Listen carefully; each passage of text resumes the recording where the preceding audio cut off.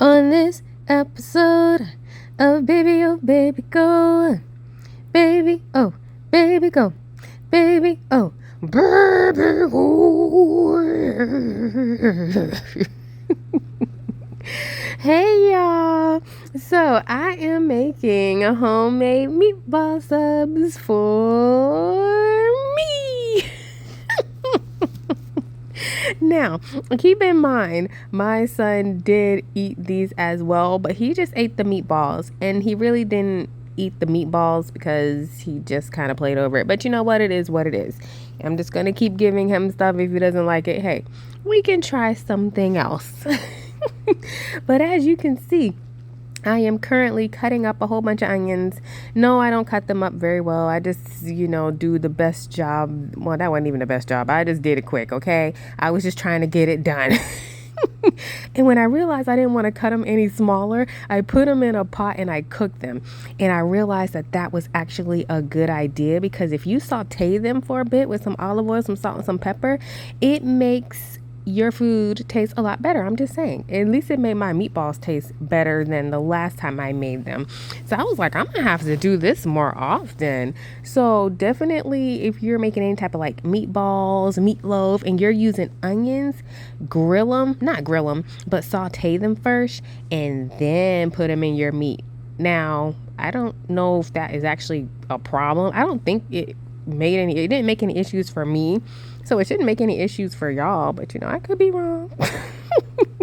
Anyways, I had some garlic, so I was like, let me put some garlic in my meatballs, because garlic makes a lot of stuff taste better, especially fresh garlic over powdered garlic. So I'm chopping that up, and you have to make sure you chop up your garlic really, really small, because the last thing you want to do is eat a whole little piece of garlic. That's not good. So I made sure I chop them things up super duper tiny. I wanted them as small as can be. And then I ended up putting them right on top of my meat. It was ground beef. I may have to try these with some ground turkey, but not today. So it was ground beef. And once I did that, of course, I had to season up the meat afterwards. So I added breadcrumbs, which that's just an old piece of bread I had, so I just use that. No, I don't buy breadcrumbs.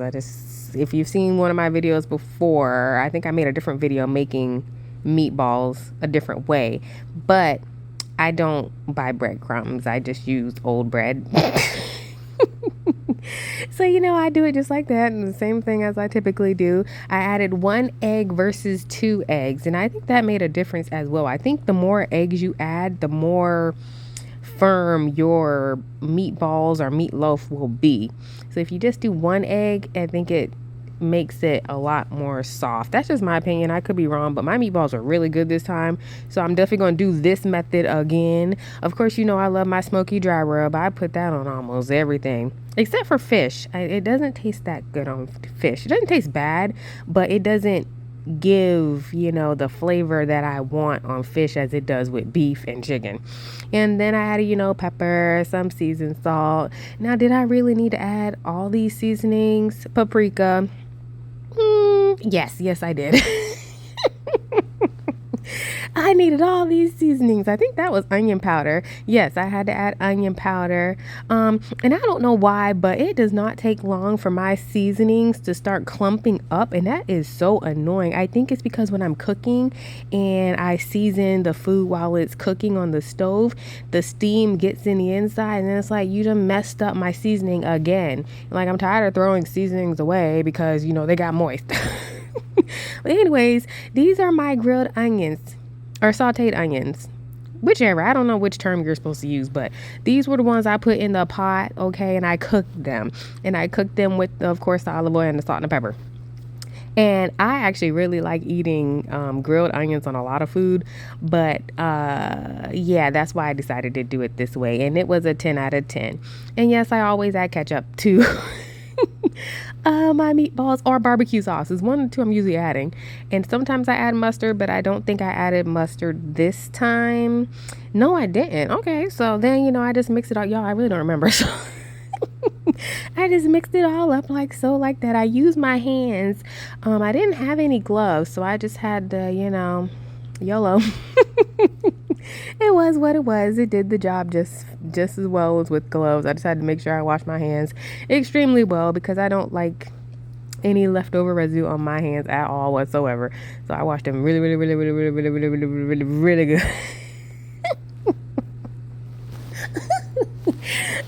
After I made these meatballs or whatever. So as you can see, I'm just mixing it up, and what I'm about to do next is probably put it in a pot. So guess what time it is? It's story time. So y'all, I was going to the store as I typically do to get some groceries. So I go and I get a buggy because I need to put my son in the buggy before I get in the store. It just makes it easier than carrying him into the store or him walking with me into the store, because sometimes he wants to run and then I'm having to chase him, and the last thing I need is for him to get away and like run into the road. So for me, it's like, let me just go ahead and get a buggy now and prevent all of that from happening. So that's what I typically do. So I get a buggy, I clean it off first. I always make sure I clean the handle and everything, because you never know when your toddler's going to decide to lick something. I don't know. It's very spontaneous. I don't know when it's going to happen. So to be on the safe side, even if he licks it, at least I know I have a little comfort in knowing at least I did wipe it off.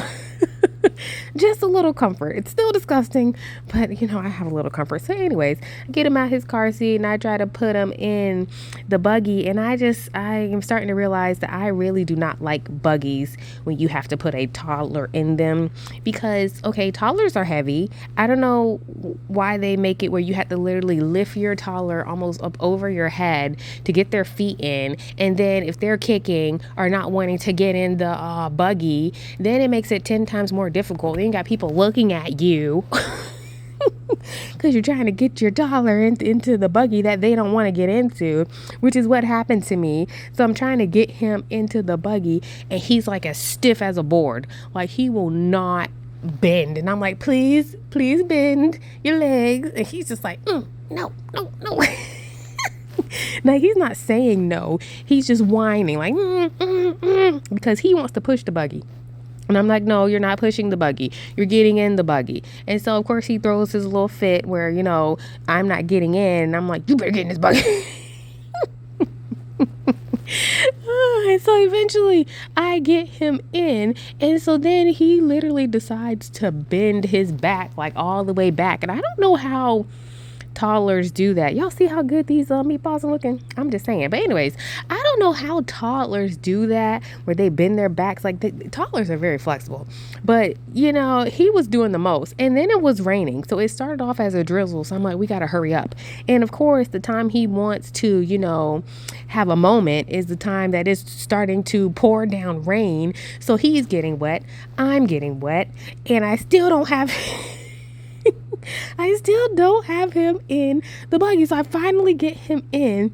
And so by the time we get into Walmart, we are soaked with water. And I literally have to ask the man that's, always standing at the door trying to check everybody's groceries. I'm like, do y'all have any paper towels?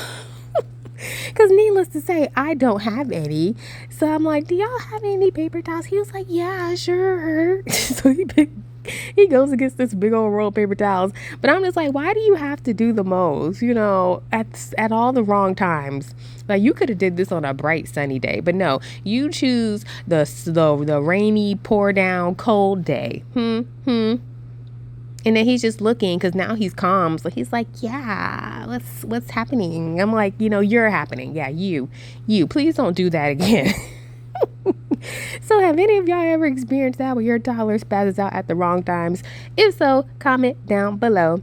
But back to the video. So as y'all can see, I'm putting the meatballs on it. Y'all, tell me why I put it in the center where there's an actual crease.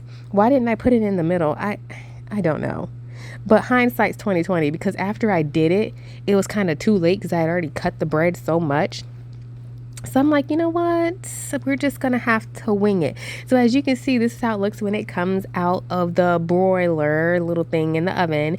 And I try to close it and I'm like, yeah, I didn't do that right. So I literally had to move the meatballs into the center. As you can see here, look how good it looks. Yeah, I did great. Hee hee. Bye.